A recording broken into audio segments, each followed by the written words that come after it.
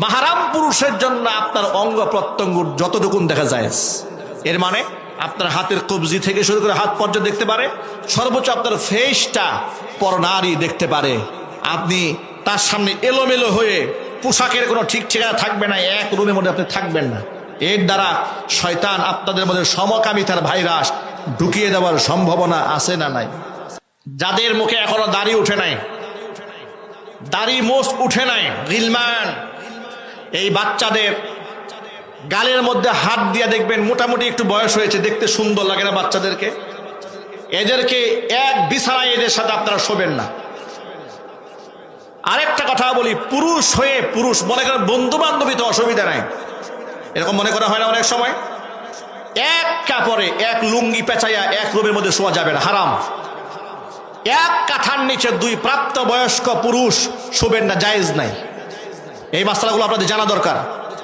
আপনারা অনেক সময় মনে করেন আমরা বন্ধু বান্ধবী তো, এই যে ঈদের সময় হয়ে গেল, চলো কক্সবাজার যাই, চলো খাগড়াছড়ি যাই, চলো বান্দরবানে যাই। এক হোটেলের মধ্যে সব একসাথে গাজাগাজি করে থেকেছে। এরপরে এক কাঁথার নিচে প্রাপ্ত বয়স্ক দুই পুরুষ একসাথে শোয়া জায়েজ নাই। এক লুঙ্গি দিয়া একসাথে কাপড় পরতে পারবেন না। এক পুরুষ হয়ে আরেক পুরুষের লজ্জাস্থানের দিকে আপনি তাকাতে পারবেন না।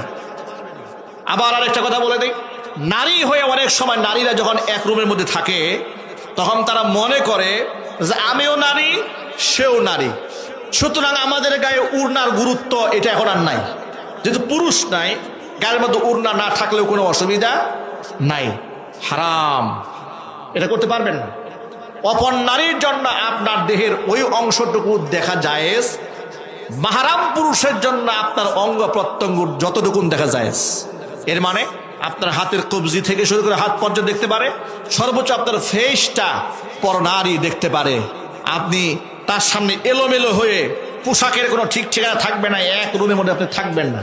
এর দ্বারা শয়তান আপনাদের মধ্যে সমকামিতার ভাইরাস ঢুকিয়ে দেওয়ার সম্ভাবনা আছে না নাই? শয়তানের সমাজে নাই? এই যে আপনারা তো কয়েকদিন আগে শুনেছেন অমুক জেলার মেয়ে অমুক জেলার মেয়ের সাথে পালায়ে গেছে, বিভিন্ন পত্র পত্রিকায় নিউজ আসছে। তাদেরকে সাংবাদিকরা জিজ্ঞেস করে তুমি কোত্থেকে আসছো? বলে টাঙ্গাইল থেকে এসছি। তুমি কোথা থেকে এসেছো? আমি খুলনা থেকে এসেছি। তো কেন এলে?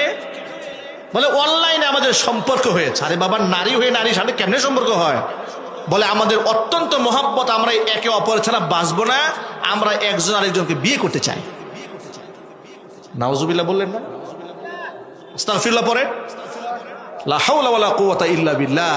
এই পাপাচারের মধ্যে আগামী প্রজন্ম ধ্বংস হয়ে যাবে, এটা আমরা চাই না।